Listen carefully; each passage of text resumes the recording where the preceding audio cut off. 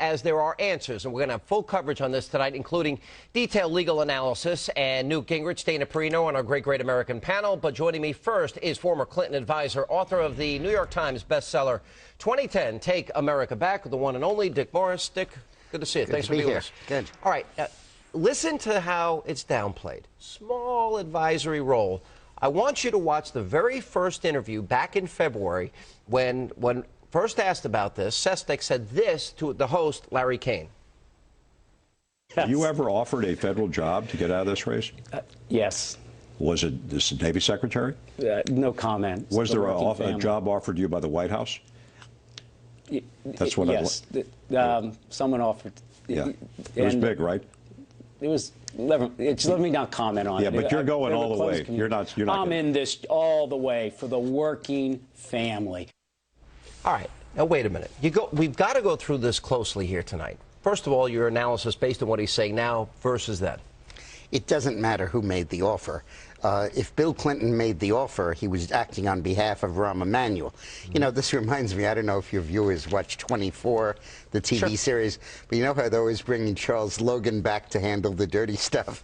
The former president. Here comes Bill Clinton, yeah. Right. But he was acting as an agent of Rahm Emanuel. And the statute says you may not offer something of value.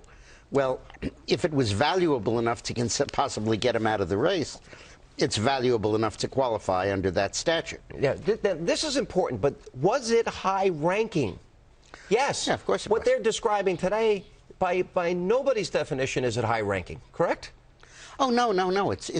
What they're describing today is high-ranking. Being on the Intelligence Advisory Board, yeah, that's important. No, it's important. And I'm not, and if that offer were conveyed, I think that would be, in my judgment, grounds for impeachment. So, in other words, you still... If Obama knew about it. All right, you're just sort of jumping the gun. We're going to have full legal analysis of this, but you're bringing up 18 U.S. Code 600, whoever directly, indirectly promises any employment, position, compensation, contact, appointment, or other benefit provided for or made possible in whole or part by an act of Congress, any special consideration in obtaining such benefit to any person as consideration, favor, or reward for any political activity. It's almost written for this law. And you know, first, I don't mean to pass over that. That is absolutely true, and that is something we need to focus on. But there's a broader concept here. This is Chicago ward politics at its worst. This is literally taking it out of the hands of the voters. And you have the same thing that apparently went on in Colorado with Romanoff, trying to get him out of the race in order to get Michael Bennett's vote on health care. And I think that this is just revolting. Now, a lot of people have said to me, hey, Dick, you have a Democratic Congress, Democratic Attorney General, Democratic President. How are you going to get this investigated?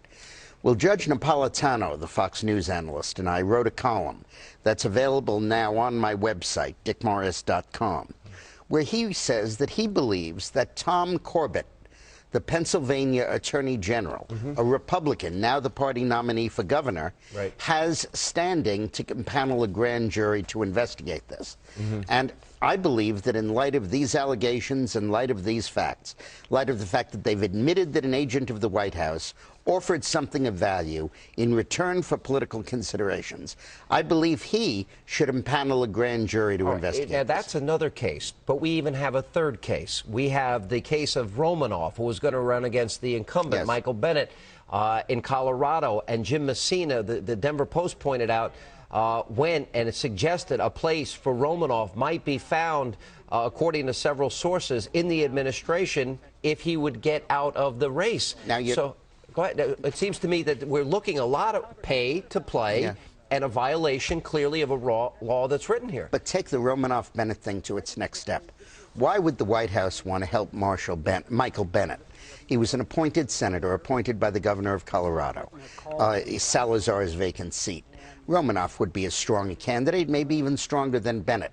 Yeah. There's only one reason I can think that Obama and Emanuel would care that much about Bennett, and that was to buy his vote on health care. Yeah, I wouldn't surprise me. All right, let me go back to the very specifics on Sestak. He kept repeating he was offered a job. Now, my definition of a job is, you know, an activity in exchange for a payment of some kind.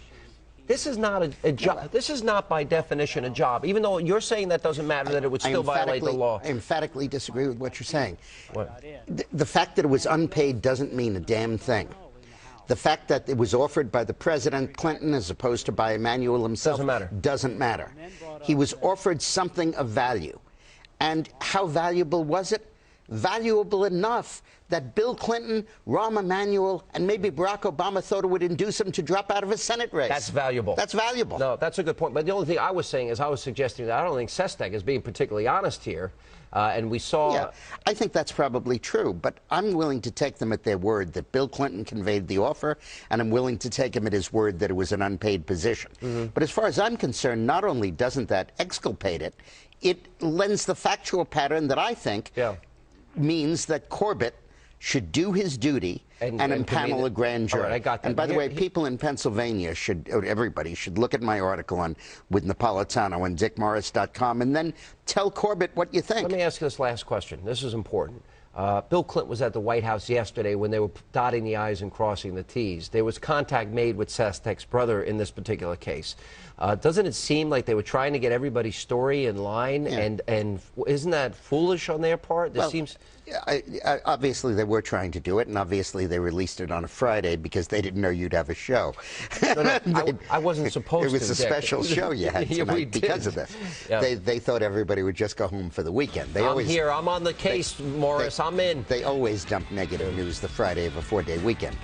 But the point I'm making is that if you take at face value what they're doing, number one, it's sleazy. Number two, it's undemocratic and Chicago, Cook County machine-esque. But number three, in my opinion, it may be an impeachable offense. Wow. All right. We have a lot to get to. Dick, thanks for being with us on the special edition of Hannity. We have a packed show this Friday night.